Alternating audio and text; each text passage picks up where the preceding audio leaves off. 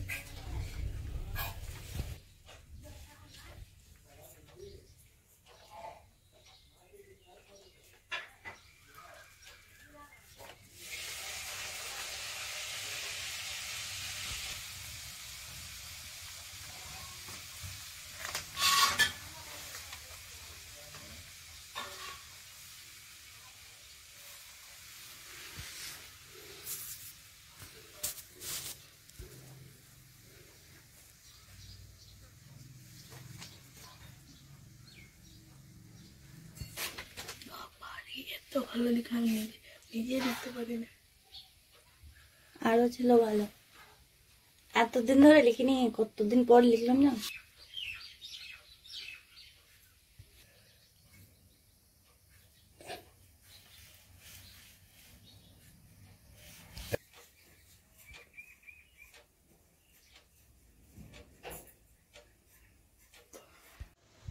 এই যে মেয়েকে এতদূর পড়ালেন, কিভাবে পড়ালেন? আমি অনেক কষ্ট করে আমার মেয়েকে পড়াচ্ছি, কারণ আমার বাড়িতে আর্থিক অবস্থা ভালো নয়। তারপর আমার ঘরে আমরা যেহেতু মেয়েদের কাজ তো অনেক কিছু থাকে বাড়িতে, কিন্তু তবু আমি সেই কষ্ট সহ্য করে আমি খুব কষ্টের মধ্য দিয়েও আমি মেয়েকে ছাড়ি না, মেয়েকে পড়াশোনা চালিয়ে গেছি। কিভাবে নিয়ে গেছেন মেয়েকে? কলে করেই নিয়ে গেছি, এবং পরে যেটুকু সাহায্য যদি পেয়েছি কোথাও, সেই সাহায্য নিয়েও আমাকে যাতায়াত করতে হয়েছে। এই যে সকালে মেয়েকে স্কুলে কলে নিয়ে আবার বিকেল নিয়ে আসতেন, অনেকটা সময় তো পেরিয়ে যেত। সময় যেত, কিন্তু তবু আমি সেই সময়টা কিছু মনেই করি নাই, কারণ আমি জানি যে একদিন আমার মেয়ে বড় হবে এবং 5 জনার সাথে মিশতে পারবে। আমি তাকে যে মূর্খ থেকে শিক্ষিত করেছি, কারণ একটা মূর্খের কোনো দাম থাকে না, একটা মূর্খ মানুষের কোনো জ্ঞান থাকে না। যে জ্ঞান একটা শিক্ষিত মেয়ের আছে, 5 জনের সাথে মেলামেশা করতে পারবে, 5 জনের কাজকে যেতে পারবে, 5 জনের সাথে কথা বলতে পারবে, সেই রকম আমি করেছি, যাতে আমার মেয়েকে 5 জন চিনে, যাতে জানে যে পুরাতন জামশুল গ্রামে একটা মেয়ে আছে এবং মেয়েটা স্বাভাবিক নয়, তবু তার কোনো ইচ্ছা, কোনো ত্রুটি রাখে নাই। কারণ আমার মেয়েটা কোনোদিন আমাকে যাতে বলতে না পারে যে মা আমার জন্য কিছু করে না। এবারে আপনার মেয়ের তো পড়ার ইচ্ছা রয়েছে। হ্যাঁ রয়েছে। আপনার মেয়ের তো পড়ার ইচ্ছা রয়েছে। হ্যাঁ রয়েছে। আমার মেয়ে যদি একটা কাজ এবং পড়াশোনা দুটোই যদি চালাই যেতে পারে, আমি তাই পড়াশোনা করাবো। আমার যদি আরো কষ্ট করতে হয়, আমি আরো কষ্ট করব। এই যে মেয়ে হাত নেই, পা নেই, এই যে কলে করে করে সব জায়গায় নিয়ে যেতে হয়, কতদিন পেরে উঠবেন? যতদিন পারবো। এবারে বুঝাচ্ছে যে আর পাচ্ছি না, কিন্তু আগে আমি এইটা কোনো মনেই করি নাই যে আমি মেয়েটাকে নিয়ে এত কষ্ট করছি, কিন্তু এবারে আমার বয়সটা বাড়ছে যত, তত বোঝাচ্ছে যে আমি আর পারবো না। আজ বিশ্ব নারী দিবস, হ্যাঁ, মহিলাদেরকে কি বার্তা দেবেন? বিশ্ব নারী দিবসে আমি চাই যে আমার মেয়েটাও 5 জনের কাছে কিছু চাইলে আমার মেয়েটা যাতে পায়, যাতে আমার মেয়েটাকে একটা কাজের ব্যবস্থা করে দেওয়া হয়। কারণ আমার মেয়েটা ঘরে এবারে পড়াশোনা করার পরেও এবারে মেয়েটা বোর হয়ে যাচ্ছে, কারণ বসে বসে ভালো লাগে না আমার। তুমি কতদূর পড়াশোনা করেছো? কি বিশেষ ডিগ্রি কি আছে? আমি থার্ড ইয়ার চলছে, আমার running third year, BA third year, আর কম্পিউটার শিখেছি আর ডিএলএড করেছি। এই যে তোমার বয়স 23 বছর হয়ে গেল, তোমার পড়াশোনা কিভাবে হলো? পড়াশোনা আমি মাধ্যমিক দিয়েছি, এইচএস দিয়েছি মায়ের কলে থেকে, মা নিয়ে যেত, তারপর মায়ের কলে থেকে আমি এক্সাম দিয়েছিলাম। তুমি কি হাঁটাচলা করতে পারো না? না, বসে বসে হাঁটাচলা করতে পারি, বেশি দূর যেতে পারি না, ঘরেই হাঁটাচলা করি শুধু। বাকি সমস্ত কিছু বাইরে, সমস্ত কিছু মায়ের কল থেকে। কেন?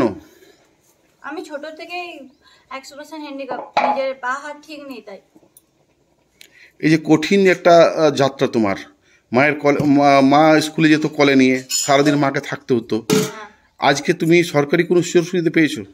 সরকারি সুযোগ সুবিধা না, হ্যাঁ পড়াশোনার জন্য হয়তো টাকা পেয়েছি, কিন্তু এত দূর আমার মা কষ্ট করে পড়াশোনা করালো, তার জন্য আমার মা বাবা দুজনাই চাই যে আমি কোনো সরকারি চাকরি বা কোনো কিছু করি, কিন্তু কোনো কিছু সরকারি সাহায্য এখনো অবধি আমি পাইনি এত দূর পড়াশোনা করে।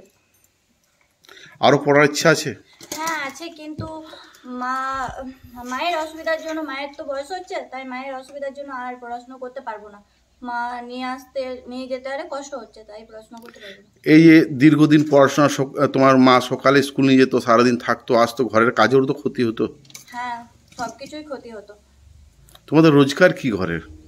বাবা দিনমজুর, এবং কখনো ইটার ভাটায় কাজ করে, কখনো যখন যেটা পাই তখন সেটাই করে, সেইভাবে আমাদের ইনকাম চলে।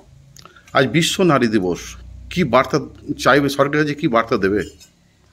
আজ বিশ্ব নারী দিবস আমার মতন সমস্ত মেয়েদেরকে বলছে তোমরা মনের জোর নিয়ে এগিয়ে যাও।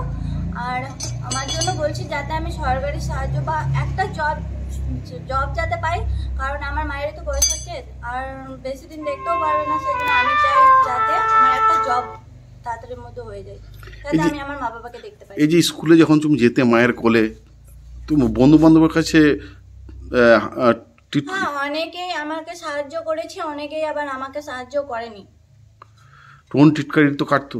হ্যাঁ, খারাপ লাগতো, ওদেরকে দেখে মনে হতো যে ওদের মতন হলে আমিও হয়তো ভালো হতো, কিন্তু আস্তে আস্তে ঠিক হয়ে গেছে। সবার তো একই হয় না না। এই যে পড়ার ইচ্ছা আছে, মা শরীর সাথ দিচ্ছে না, কি করবে এবার? আর এবার একটা কাজ পেয়ে গেলে কাজ করবো আর মা বাবাকে দেখবো, আর তাছাড়া আর কিছু করার নেই। তাহলে পড়ার ইচ্ছাটা তোমাকে ত্যাগ করতে হচ্ছে? হ্যাঁ, তাছাড়া মা বাবার কথাটা তো ভাবতে হচ্ছে সব সময়, তো মা বাবাও তো পারবে না, না ওদেরও তো বয়স হচ্ছে। তো কোনো বিশেষ দুশ্চিন্তা তোমার মনের মধ্যে আছে? হ্যাঁ, যখন আমার মা বাবা তো আমাকে গ্র্যাজুয়েশন অবধি করিয়ে দিল, যখন আমার মা বাবা থাকবে না তখন আমার কি হবে, সেই নিয়ে তো মনে একটা। হ্যাঁ, সেই নিয়ে তো মনে একটা দুশ্চিন্তাই আছে, রয়ে গেছে যে তখন আমার কি হবে।